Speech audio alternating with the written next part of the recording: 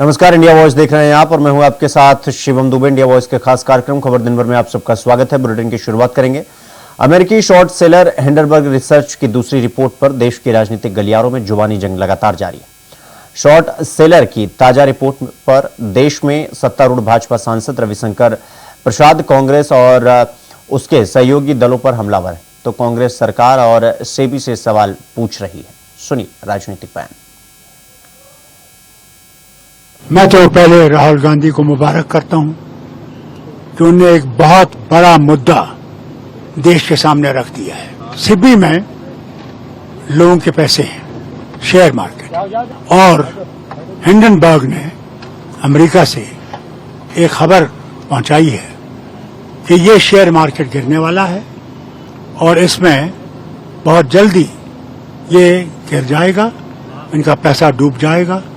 और इसलिए उन्हें गुजारिश की है, जैसे पहले सुप्रीम कोर्ट ने पहले भी सुओ मोटो इसको उठाया है, वो गुजारिश करते हैं क्योंकि ये देश का मामला है कि वो सुओ मोटो इसको उठाएं कि देश के सामने ये बात आए और सरकार इसको क्लियर करे। भाई गैंग्स का काम तो भाजपा का है, हमारा नहीं है। वो गैंग्स ऑफ वासेपुर देखी थी ना आपने, गैंग्स चल रहे हैं, कभी गुजरात के आ जाते हैं, कभी कहीं के आ जाते हैं, तो वो तो ये लोग जाने। लेकिन जो तथ्यात्मक बिंदुवार मुद्दे हिंडनबर्ग ने उठाए हैं, उसका बिंदुवार जवाब सेबी कब देगा, प्रधानमंत्री कब देंगे, निर्मला सीतारमण जी कब देंगी, हम उस तारीख की इंतजार कर रहे हैं। सेबी में चेयरपर्सन बनने के बाद भी अपनी मेल आईडी से उन्होंने पैसा ट्रांसफर करने की मेल भेजी, क्या इसका जवाब दिया?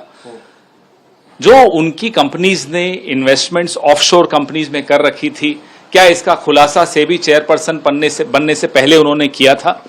क्या भारत सरकार को इसका अंदेशा था कि इनकी कंपनीज की इन्वेस्टमेंट गौतम अदानी के भाई विनोद अदानी की ऑफशोर कंपनीज में है? अगर इसकी जानकारी थी तो इनको चेयरपर्सन क्यों बनाया सेबी का? और अगर नहीं थी तो क्या कर रहे हैं सरकार में बैठकर? इस्तीफा दे दीजिए अगर आपको इतना ही नहीं मालूम पड़ता है तो। कांग्रेस पार्टी और ये विपक्षी दल लगातार इस बात की कोशिश करते हैं कि दुनिया के सामने भारत की मान सम्मान और प्रतिष्ठा को क्षति पहुंचाए। लोकसभा चुनाव के समय भी इन्होंने ईवीएम को लेकर, चुनाव में निष्पक्षता को लेकर, चुनाव आयोग की भूमिका को लेकर जो प्रश्न खड़ा किया, केवल और केवल दुनिया में भारत के मान सम्मान और प्रतिष्ठा को धूमिल करने का ये प्रयास लगातार करते हैं और ये भी कहीं न कहीं किसी षड्यंत्र का हिस्सा है। फिर से एक बार कांग्रेस का हाथ आर्थिक अराजकतावादियों के साथ, आर्थिक आतंकवादियों के साथ, जिन लोगों की मंशा है और जिन लोगों की विश्वसनीयता पहले से एक प्रकार से पूरी तरह से ध्वस्त है, ऐसे हिंडनबर्ग, जिस पर अमेरिका में भी डिपार्टमेंट ऑफ जस्टिस का केस चल रहा है, उसकी एक ऐसी रिपोर्ट जिसमें पूर्ण तरीके से झूठ परोसा गया है, उसको आधार बनाते हुए भारत की अर्थव्यवस्था में पैनिक क्रिएट करना, और ये कोई पहली बार नहीं है। इससे पहले भी इस प्रकार के समूहों ने पहले शॉर्ट सेलिंग करना, फिर एक झूठी रिपोर्ट तैयार करना, उस झूठी रिपोर्ट के आधार पर भारत की मार्केट और फाइनेंशियल सिस्टम में पैनिक क्रिएट करना और उस पर मुनाफा कमाने का काम किया गया है। सुप्रीम कोर्ट ने भी इससे पहले जो हिंडनबर्ग की रिपोर्ट आई थी उसको कूड़े के डिब्बे में डालने का काम किया और कहा था कि सेबी ने जो जांच की थी वो विश्वसनीय है, उसमें कोई भी चूक नहीं है। संसार में कुछ ऐसे लोग हैं, कुछ ऐसे देश भी हो सकते हैं जो नहीं चाहते कि भारत इतनी तेज गति से तरक्की करे, और उसी का ही परिणाम है कि वो कहीं न कहीं भारत की तरक्की या भारत की जो हो रही है उन्नति, उसको रोकने के लिए इस तरह की कोई रिपोर्ट है ये प्रकाशित करवाते रहते हैं, कभी पेपर में, कभी किसी मैगजीन में, और इसकी चर्चा भी कई बार लोकसभा में और राज्यसभा में हो चुकी है। और हमारे जो सरकारी पक्ष है वो भी कल रखा जा चुका है, जिससे स्पष्ट है कि ऐसे ही बस बना दिया, कोई दम नहीं है, बेबुनियाद आरोप लगा दिया। हिंडनबर्ग की जो रिपोर्ट अभी आई है, ये रिपोर्ट जो तथ्य को सामने रखे हैं, जो डिटेल्स को सामने रखे हैं। तो खबरों में आगे बढ़ेंगे। हिंडनबर्ग रिसर्च की हालिया रिपोर्ट पर बीजेपी सांसद रविशंकर प्रसाद ने प्रेस कॉन्फ्रेंस किया, जिसमें उन्होंने कहा कि भारत के लोगों द्वारा ठुकराए जाने के बाद कांग्रेस पार्टी और उसके सहयोगियों और टूल किट गिरोह ने मिलकर भारत में आर्थिक अराजकता और अस्थिरता लाने की साजिश रची है। तो 2+2 को 4 किया जाए, और इसके पहले जुलाई में हिंडनबर्ग को सेबी की नोटिस जाती है, आप जवाब दो। तो एक शब्द है, लीगल शब्द है, there is too many suspicious circumstances surrounding this. कई संदेहास्पद परिस्थितियां हैं इसके पीछे। जनवरी में सुप्रीम कोर्ट के आदेश, 22 इंक्वायरी कंप्लीट, एक और कंप्लीट हो गई 23। अपनी पूरी रिपोर्ट बनाने के क्रम में इस इंक्वायरी के बाद जो सेबी ने बताया उसमें मुझे कुछ नहीं कहना है, वो सेबी का विषय है। उन्होंने नोटिस दिया हिंडनबर्ग को जुलाई में, आप जवाब दीजिए। तो फिर ये बम फोड़ने की कोशिश की गई, और ये बम तो फुस निकला, लेकिन उसको लॉक लिया कांग्रेस पार्टी ने, जेपीसी। भाजपा का आरोप है कांग्रेस पार्टी हिंदुस्तान को आर्थिक रूप से कमजोर करने के षड्यंत्र में शामिल है। BJP wants to say with full sense of responsibility that the present leadership of Congress party is involved in creating economic anarchy in India based upon these fictitious reports. Congress party के जो 2-3-4 प्रदेश बचे हैं, मैं उनके मुख्यमंत्रियों को कहूंगा कि आपके यहां विदेशी पूंजी निवेश नहीं हो क्या? नहीं है क्या? जिस ग्रुप को लेकर के रोज वो माला जपते हैं, उस ग्रुप के काफी पूंजी निवेश तो उन प्रदेशों में भी हो रहे हैं। तो क्या मामला है, क्यों है ये? मित्रों, भारतीय जनता पार्टी कांग्रेस के इस पूरे षड्यंत्र को देश में बेनकाब करेगी, पूरे देश को बताएगी किस प्रकार से सुनियोजित षड्यंत्र के तहत कांग्रेस पार्टी, इंडिया गठबंधन और हिंडनबर्ग ये साथ मिलकर काम कर रहे हैं। इसीलिए फिर रिपीट करूंगा, जुलाई में नोटिस, सुप्रीम कोर्ट के निर्देश पे इंक्वायरी कंप्लीट, अब आप जवाब दो, फिर ये आ गए मैदान में। और याद करिए, सुप्रीम कोर्ट के सामने लंबे हियरिंग में एक बार भी कांग्रेस पार्टी या टूल किट के लोग इन्वॉल्व नहीं हुए, क्या हमें यह कहना है? और याद करिए, एक बार राहुल गांधी ने कहा मेरा भी फोन कौन सा था संजय, जो पेगासिस, थैंक यू पेगासिस। अब सुप्रीम कोर्ट इंक्वायरी चली तो हमें लगा राहुल गांधी कम से कम अपना फोन तो दे देंगे कि उनकी फोन की भी जांच हो जाती, नहीं दिया। तो वहीं यूपी में उपचुनाव की लहर के बीच SC/ST आरक्षण मुद्दा राजनीतिक सुनामी का लाने का काम कर रहा है, जहां एक के बाद एक विपक्षी दल बीजेपी पर निशाना साधते हुए नजर आ रहा है। आरक्षण के मुद्दे पर सुप्रीम कोर्ट का कांग्रेस और BSP पहले भी विरोध कर चुकी है। देखिए रिपोर्ट।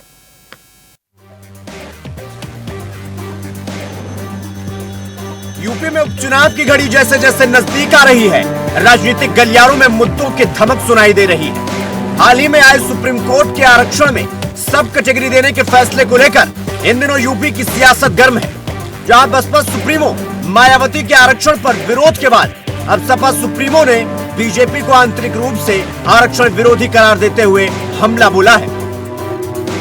यह जो गैर बराबरी की लड़ाई है, जो संपन्न बनाने का आंदोलन रहा, तो ये गैर बराबरी बढ़ रही है और संपन्न लोग नहीं हो पा रहे हैं, तो उस लड़ाई को और मजबूत बनाना है हम लोगों को। वो इसलिए लिख रहे हैं कि वो दोनों पाले में रहना चाहते हैं कि यहां भी बदनाम न हो, ये भी बात चलती रहे। और आरक्षण की जो मूल भावना थी उससे खिलवाड़ हुई है, मूल भावना से। अब कंपटीशन खत्म कर दिया इस बीजेपी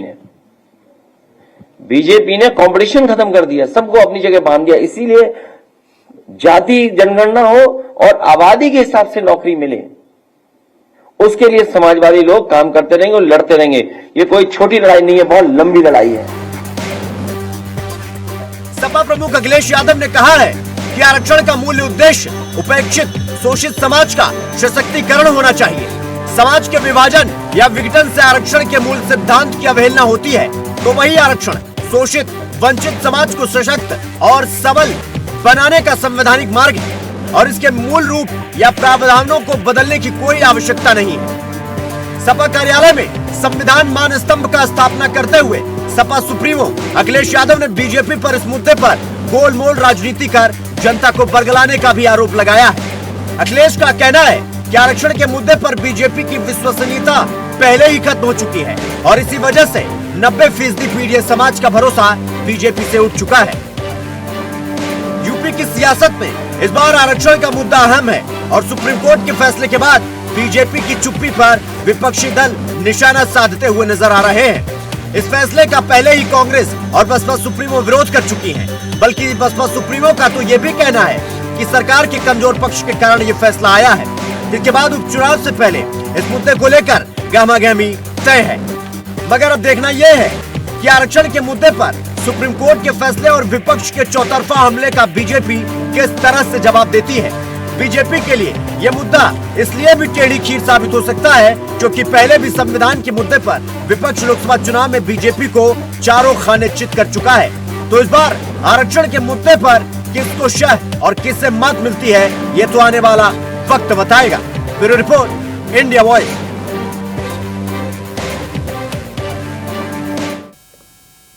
तो यहां पर रुकेंगे एक छोटे से ब्रेक के लिए। खबरों का सिलसिला जारी है, फौरन लौट रहे हैं।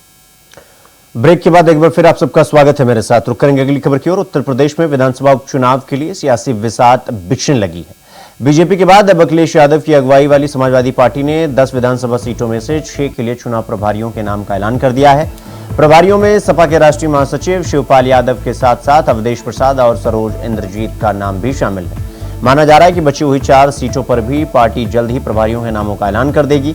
समाजवादी पार्टी ने उपचुनाव के लिए प्रभारी नियुक्त कर दिए।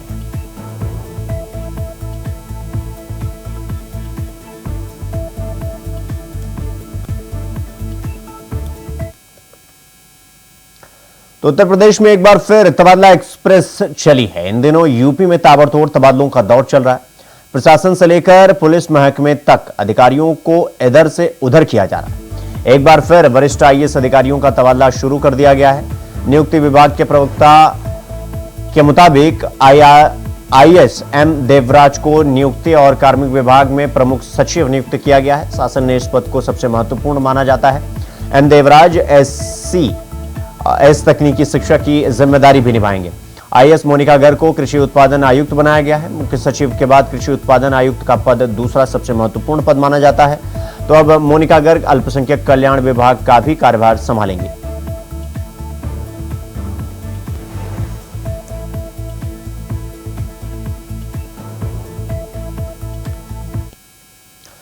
खबरों में आगे बढ़ेंगे। समाजवादी पार्टी के राष्ट्रीय अध्यक्ष और कन्नौज से सांसद अखिलेश यादव ने बांग्लादेश मुद्दे पर प्रतिक्रिया दी है।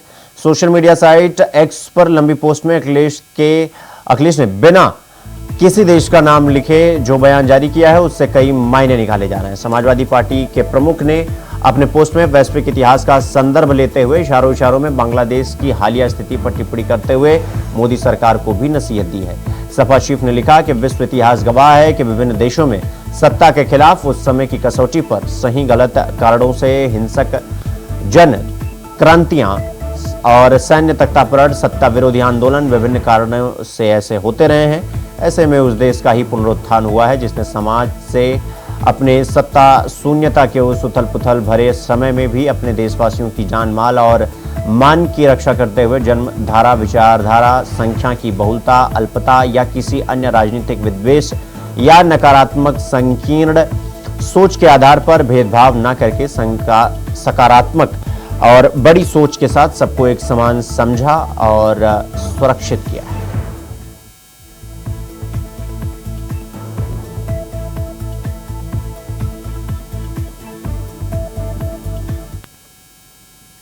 वहीं कोलकाता के आरजी मेडिकल कॉलेज और अस्पताल में पीजी ट्रेनी महिला डॉक्टर की रेप हत्या मामले में देश भर में डॉक्टरों में आक्रोश है।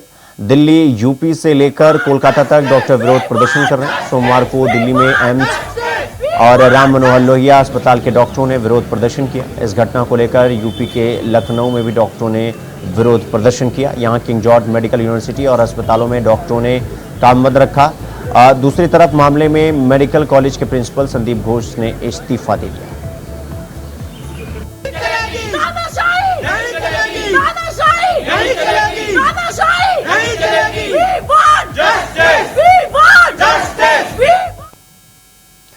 रुक करेंगे अगली खबर की ओर। मथुरा की श्री कृष्ण जन्मभूमि और शाही ईदगाह मस्जिद विवाद पर मुकदमों का ट्रायल सोमवार से शुरू हो गया।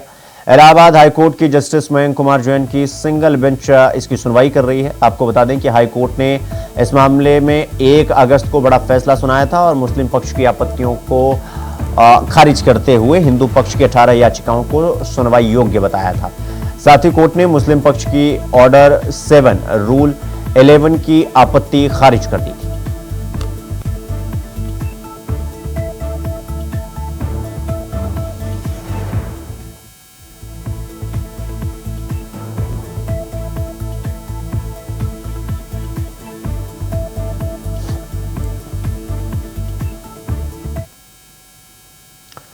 तो वहीं गृह मंत्री अमित शाह के खिलाफ आपत्तिजनक टिप्पणी करने के मामले में लोकसभा में नेता प्रतिपक्ष राहुल गांधी के खिलाफ दायर मानहानि केस में सोमवार को सुनवाई हो पाई। एमपी एमएलए की विशेष कोर्ट में मजिस्ट्रेट शुभम वर्मा के अवकाश पर रहने के कारण अगली सुनवाई के लिए 23 अगस्त की तिथि नियत की गई।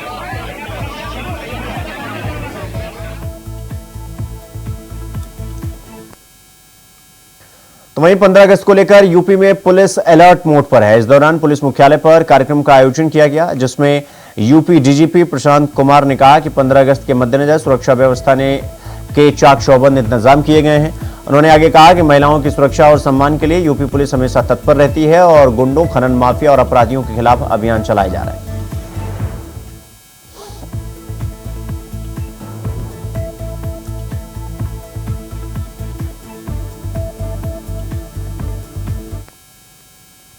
वहीं हमीरपुर में किसान की लाठी डंडे से पीटकर निर्मम हत्या करने का मामला सामने आया है, जहां दिन दहाड़े किसान की हत्या से इलाके में दहशत फैली हुई है। दबंगों ने लाठी डंडों से पीट कर किसान की हत्या कर दी, जिसके बाद दबंग किसान का शव गांव में फेंककर फरार हो गए।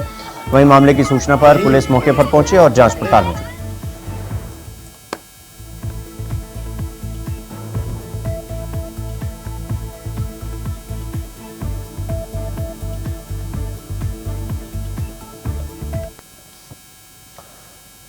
रुक करेंगे अगली खबर की ओर। देश के पूर्व प्रधानमंत्री भारत रत्न स्वर्गीय राजीव गांधी के 80वें यानी 80 जन्म दिवस से पहले अमेठी में कार्यक्रम का आयोजन हुआ। जिले के सभी 17 ब्लॉकों के 68 विद्यालयों में निबंध प्रतियोगिता का आयोजन हुआ, जिसमें 1360 छात्रों ने हिस्सा लिया।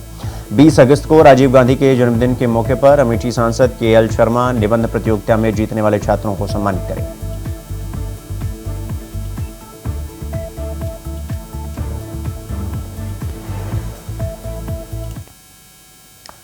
खबर हमीरपुर से है, जहां बांग्लादेश में हिंदू लोगों के साथ हो रही हिंसा के विरोध में हिंदू संगठनों ने विरोध प्रदर्शन किया।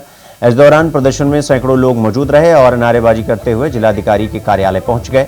बांग्लादेशी मुसलमानों को देश से तत्काल बाहर निकालने की मांग भी की।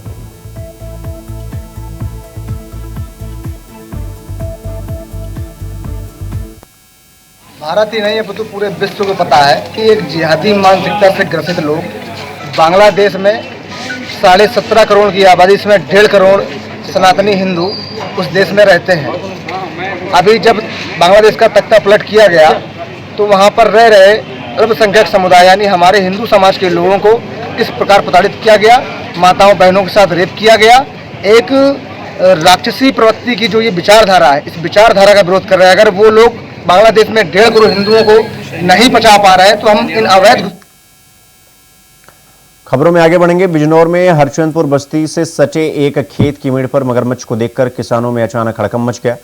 तुरंत वन विभाग को सूचना दी गई और मौके पर पहुंचकर वन विभाग की टीम ने मगरमच्छ को रेस्क्यू कर उसे गंगा में छोड़ दिया। 5 दिन पहले भी नांगल के मुख्य बाजार में दिखाई दिए मगरमच्छ को वन विभाग ने गंगा में छोड़ा ही था। वहीं आज सुबह गांव के हरचंदपुर से सटे एक खेत की मेड़ पर फिर से एक मगरमच्छ देखा गया।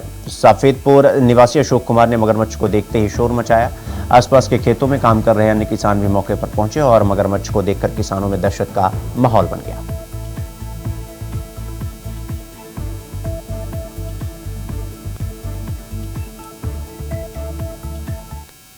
तो वहीं बांग्लादेश में जिहादी तत्वों द्वारा हिंदू समुदाय के साथ हुए नरसंहार के विरोध में यूपी के फतेहपुर में हिंदू संगठन के लोगों ने बांग्लादेश के प्रधानमंत्री मोहम्मद यूनुस का पुतला फूंकते हुए जमकर नारेबाजी की।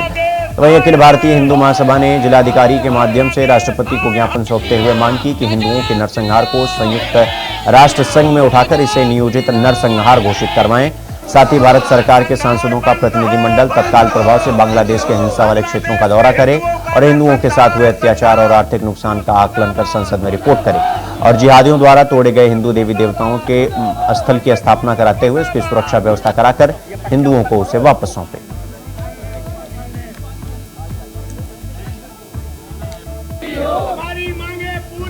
पत्रकार और मीडिया को विवेक भैया तीसरी आंख कहा जाता है और आपकी तो तीसरी आंख ही है।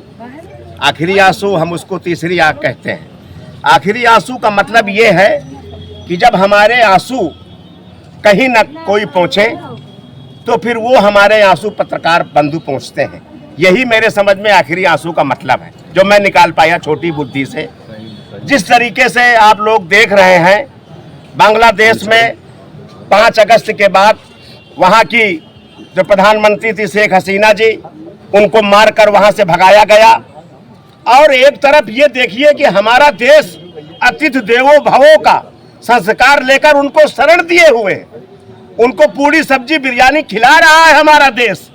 इसके बावजूद भी उन गद्दारों को, उन राष्ट्रद्रोहियों को, उन नपुंसकों को, उन तानाशाहों को जरा भी ये शर्म नहीं आती है कि हमारे निर्दोष हिंदुओं की हत्याएं कर रहे हैं। और हत्याएं ही नहीं, निर्मम हत्याएं, किसी का हाथ काटा जाता। रुक करेंगे अगली खबर की ओर। मेरठ के एक स्कूल में एक बच्चे को नॉनवेज खिलाने का मामला सामने आया है, जहां वैद्यवाड़ा स्कूल के प्रिंसिपल ने एक बच्चे को जबरदस्ती नॉनवेज खिला दिया। परिजनों ने स्कूल से लेकर थाने तक हंगामा कर दिया। परिवार के लोग बच्चे को लेकर थाने पहुंचे, जहां पुलिस ने कार्रवाई करते हुए वैद्यवाड़ा स्कूल के प्रिंसिपल को हिरासत में ले लिया। वैसे शिक्षा विभाग ने भी प्रिंसिपल को सस्पेंड कर दिया।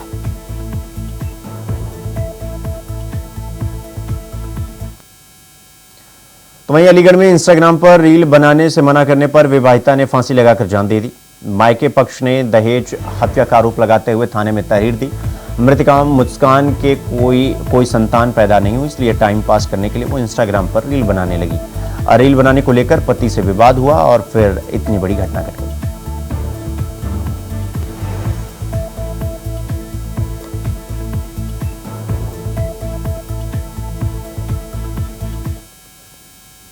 वहीं हरदोई में कोतवाली बेनीगंज के पास अज्ञात वाहन की टक्कर से एक व्यक्ति की मौत हो गई। सूचना पर पहुंची पुलिस ने शव को कब्जे में लेकर पंचनामा भर पोस्टमार्टम हाउस के लिए भेज दिया। मृतक युवक की पहचान 40 वर्षीय नन्हे के रूप में हुई है, जो बेनीगंज कोतवाली के बलदेवपुरवा का रहने वाला था।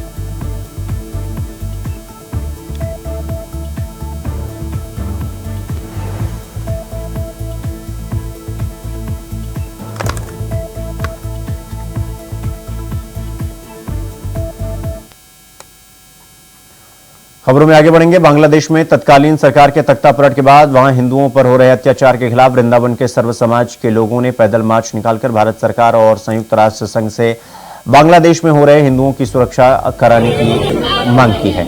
और आपको बता दें कि भारत के पड़ोसी देश बांग्लादेश में तत्कालीन प्रधानमंत्री शेख हसीना की सरकार के खिलाफ वहां के लोगों द्वारा सरकार का तख्ता पलट कर दिया गया है, जिसके बाद वहां रह रहे लाखों हिंदुओं को ढूंढ कर मारा जा रहा है और उनके घर भी जलाए जा रहे हैं। इसी के विरोध में वृंदावन के साधु संत, महंत, कथावाचक सहित वर्ग समाज के लोगों ने बड़ी संख्या में सड़कों पर उतरकर फ्लैग मार्च निकाला और भारत सरकार और संयुक्त राष्ट्र संघ से बांग्लादेश में रह रहे लाखों हिंदुओं को सुरक्षा देने की मांग की। साथ ही मृतक परिवारों की आत्मा की शांति के लिए प्रार्थना भी की।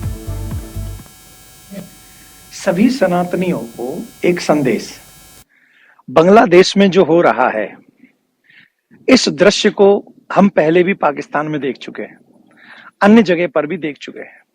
और बांग्लादेश तो हमारे बहुत ही क्लोज है। बांग्लादेश में सत्ता भी मुस्लिम के हाथ में है और विरोध भी मुस्लिम ही कर रहे हैं।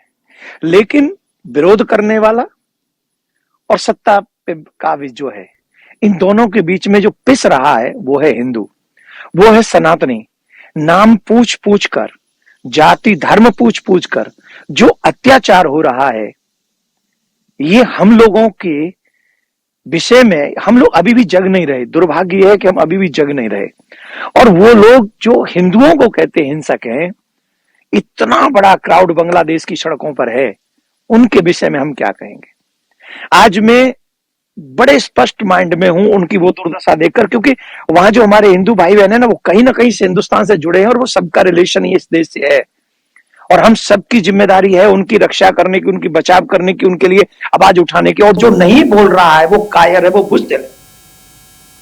तो खबर दिन भर में फिलहाल अभी के लिए बस इतना ही। देश और दुनिया की तमाम खबरों को देखने के लिए देखते रहिए इंडिया वॉइस। नमस्कार।